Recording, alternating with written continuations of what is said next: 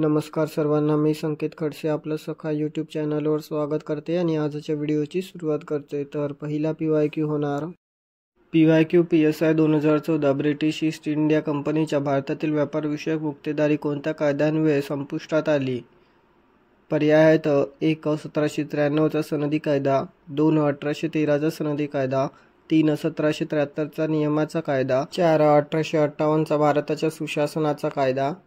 तर या PYQचं उत्तर होणार 2. 1813चा सनदी कायदा. पुढील PYQ STI 2013 हिंदुस्थान सरकारच्या 1935चा कायद्याची पार्श्वभूमी कोणत्या घटनांनी तयार केली? अ. मुडीमन समिती आणि तिचा अहवाल, ब. सायमन कमिशन, क. नेहरू रिपोर्ट, ड. बॅरिस्टर जिन्नाचे 14 मुद्दे. वरीलपैकी कोणते विधाने बरोबर आहेत? 1. अ, ब आणि क, 2. अ, ब, क आणि ड, 3. अ, ब आणि ड, 4. अ, ब, क आणि ड. तर या PYQचं उत्तर होणार 4. अ, ब, क आणि ड. पुढील PYQ STI 2012 1919चा मोठा चेम्सफोर्ड कायद्यानुसार केंद्रीय कायदा मंडळाच्या कनिष्ठ व वरिष्ठ सभागृहाची सभासद संख्या अनुक्रमे किती ठरली होती? 1. 135 व 50, 2. 135 व 60, 3. 145 व 50, 4. 145 व 60. तर या PYQचं उत्तर होणार 4. 145 व 60.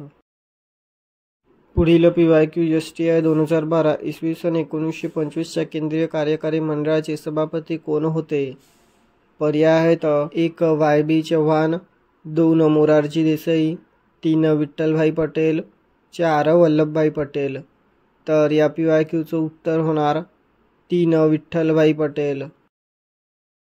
पुढील PYQ STI 2012 इसवी सन 1919च्या कायद्यानुसार घेतलेल्या निवडणुकीत केंद्रीय कायदेमंडळातील सर्वात मोठा पक्ष कोणता होता?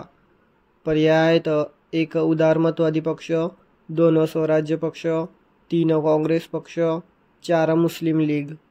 तर या PYQचं उत्तर होणार 2. स्वराज्य पक्ष.